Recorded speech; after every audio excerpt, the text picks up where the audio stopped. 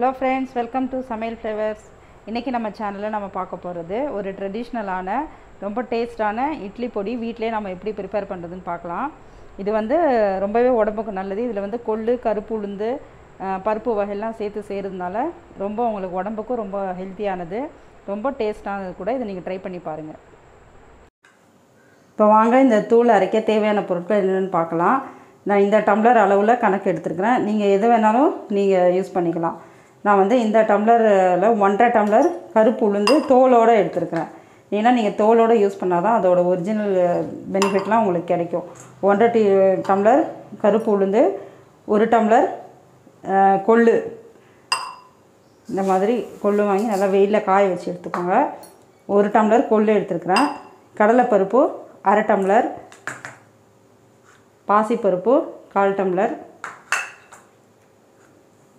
மிளகு 1/2 டம்ளருக்கு கொஞ்சம் கம்மியாக எடுத்துக்கிறேன். சப்போஸ் என்ன காரம் அதிகமாக இருந்துச்சுன்னா தேவையில்லை. அப்புறம் தேவைப்பட்டால் நம்ம மிளகு பொடி ஆட் பண்ணிக்கலாம்.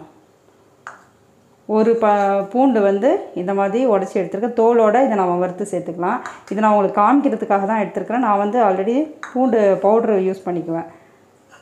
கருவேப்பிலை எவ்வளோ போட்டாலும் டேஸ்ட்டாக தான் இருக்கும். உங்கள்கிட்ட இருக்கிற கருவேப்பிலை காய வச்சுருந்தாலும் சேர்த்துக்கோங்க. இல்லை இந்த மாதிரி பச்சையாக கூட நீங்கள் வறுத்து யூஸ் பண்ணிக்கலாம். அப்புறம் காஞ்ச மிளகா. இப்போ நான் வறுக்க வேண்டிய பொருட்கள் மட்டும் உங்களுக்கு ஃபஸ்ட்டு காமிக்கிறேன். இப்போ நம்ம அடுப்பில் இந்த மாதிரி ஒரு வானல் வச்சு ஃபஸ்ட்டு இந்த நம்ம உளுந்தை வந்து வறுத்து எடுத்துக்கலாம். உளுந்தை வறுத்துறேன்.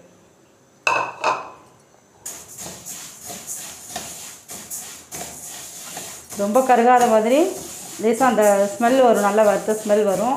அந்த அளவுக்கு வறுத்து எடுத்துக்கோங்க.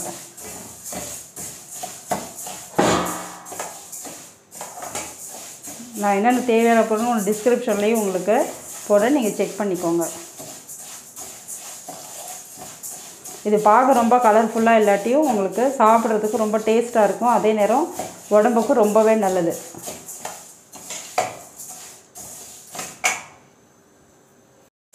இப்போ இந்த அளவுக்கு வறுத்தா போதும்.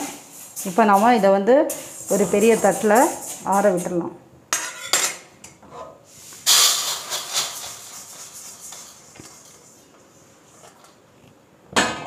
இப்போ நெக்ஸ்ட்டு நம்ம இந்த கொள்ளு வறுத்துக்கலாம்.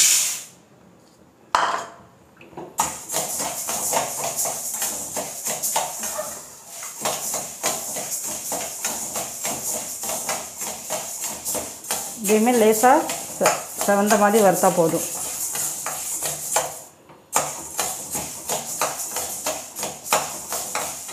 இந்த மாதிரி நல்லா செவக்க வறுத்தாச்சு. இதையும் நம்ம அது கூட சேர்த்து ஆற வச்சிடலாம்.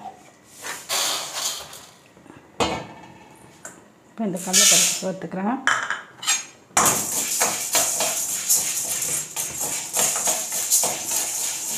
மீடியம் ஃப்ளேமில் வச்சு நீங்கள் வறுத்தீங்கன்னா உங்களுக்கு கருகாது. கடலைப்பருப்பும் வறுத்தாச்சு.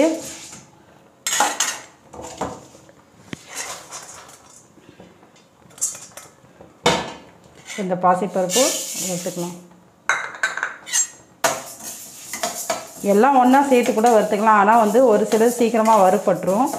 இப்போ கடலைப்பருப்புலாம் கொஞ்சம் லேட் ஆகும். அதனால தான் இதை வந்து நான் தனித்தனியாக வறுத்துட்ருக்கேன். இப்போ இதையும் வறுத்தாச்சு. இப்போ இதே அது கூட சேர்ந்து ஆற வச்சிடலாம்.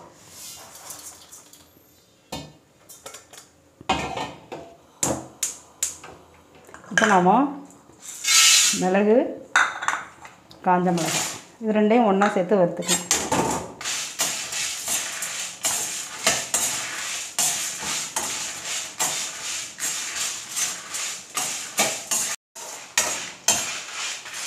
நல்லா வறுத்தாச்சு.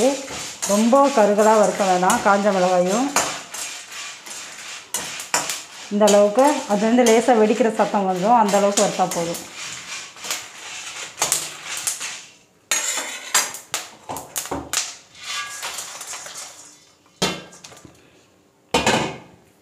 இப்போ நம்ம இந்த கருவேப்பிலையை பச்சையாக இருக்கிறதுனால நான் லேசாக அதை வதக்கி போடுறேன். சும்மா லேசாக சிம்மில் வச்சு பரட்டி வச்சிங்கனாலே அது காஞ்சிடும். உங்கள்கிட்ட நீங்கள் காஞ்சது ஸ்டோர் பண்ணி வச்சுருந்தாலும் நீங்கள் அதை கூட இதில் சேர்த்துடலாம்.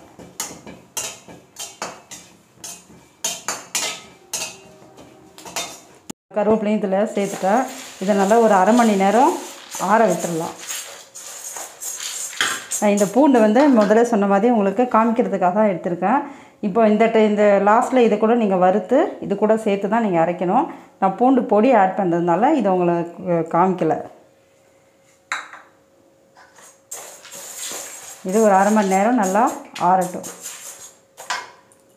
வறுத்து வச்சுருக்கிற பருப்பெல்லாம் நல்லா ஆறிடுச்சு. ஆறினதுக்கப்புறமா ஒரு மிக்ஸி ஜாரில் இந்த மாதிரி நல்ல ட்ரையாக தண்ணி இல்லாமல் சுத்தமாக காஞ்ச மிக்ஸி ஜாரில் இதை நம்ம பவுட்ரு பண்ணி எடுத்துக்கலாம். ரொம்ப நைஸாக இல்லாமல் கொஞ்சம் கரகரப்பாக அரைச்சி எடுத்துக்கோங்க. இந்த பருப்பெல்லாம் நம்ம இந்த மாதிரி குறப்பாக பவுட்ரு பண்ணி எடுத்துட்டோம். இப்போ இதில் வந்து தேவையான அளவுக்கு நான் சால்ட்டு சேர்த்துக்கிறேன். 4 டீஸ்பூன் ஃபஸ்ட்டு போடுறேன். அப்புறமா தேவைப்பட்டால் நம்ம இன்னும் ஆட் பண்ணிக்கலாம். ஏன்னா இந்த 4 டீஸ்பூனே இதுக்கு கரெக்டாக இருக்கும். இந்த டீஸ்பூனால் 3 டீஸ்பூன் பெருங்காயப்பொடி. இந்த பெருங்காயப்பொடி கூட நான் ஹோம்மேட் தான், நான் வீட்டிலே ரெடி பண்ணது. இதோட வீடியோ லிங்க் கூட உங்களுக்கு நான் டிஸ்கிரிப்ஷனில் கொடுக்குறேன், செக் பண்ணிக்கோங்க. அதே மாதிரி இந்த பூண்டு பொடி இதையுமே 3 டீஸ்பூன். இப்போ எல்லாம் சேர்த்து மிக்ஸ் பண்ணிக்கலாம். இப்போ இதை நல்லா 4 பக்கமும் சேர்த்து மிக்ஸ் பண்ணிக்கோங்க. இந்த பூண்டு பொடி பெருங்காயப்பொடி இந்த வீடியோலாம் உங்களுக்கு தேவைப்பட்டால் நீங்கள் லிங்க் வந்து நான் டிஸ்கிரிப்ஷனில் கொடுக்குறேன், செக் பண்ணி பார்த்துக்கோங்க.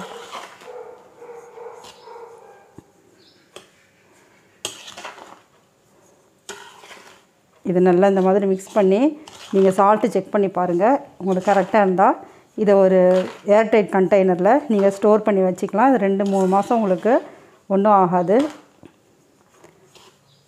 இப்போ நம்ம ஹெல்த்தியான இட்லி பொடி ரெடி ஆகிடுச்சு. இந்த மாதிரி இப்போ பொருட்கள்லாம் நம்ம வீட்டிலே முடிஞ்ச வரைக்கும் ரெடி பண்ணி நம்ம யூஸ் பண்ணோம்னா ரொம்ப உடம்புக்கும் ரொம்ப நல்லது, ரொம்ப ஹெல்த்தியாகவும் இருக்கும். அதே நேரம் ஒரிஜினலான டேஸ்ட்டும் நம்மளுக்கு கிடைக்கும். இந்த ரெசிபியை நீங்களும் ட்ரை பண்ணி பார்த்துட்டு எனக்கு கமெண்ட் பண்ணுங்கள். மறக்காமல் உங்கள் ஃப்ரெண்ட்ஸ்க்கும் ஷேர் பண்ணுங்கள். அப்படியே என்னோடய சேனலை சப்ஸ்கிரைப் பண்ணிக்கோங்க. தேங்க்யூ.